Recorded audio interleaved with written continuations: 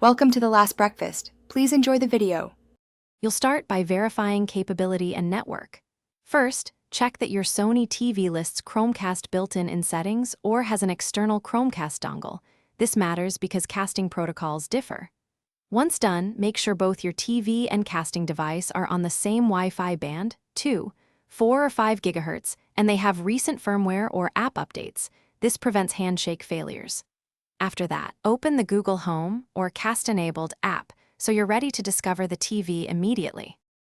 Now you'll start the connection and choose what to cast.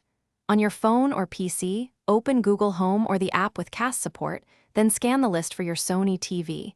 This discovery uses MDNS, so same network is required. Tap the TV name and accept any pairing prompts or on-screen codes. This ensures secure pairing. Next, select either screen cast for mirroring or a specific media file to stream.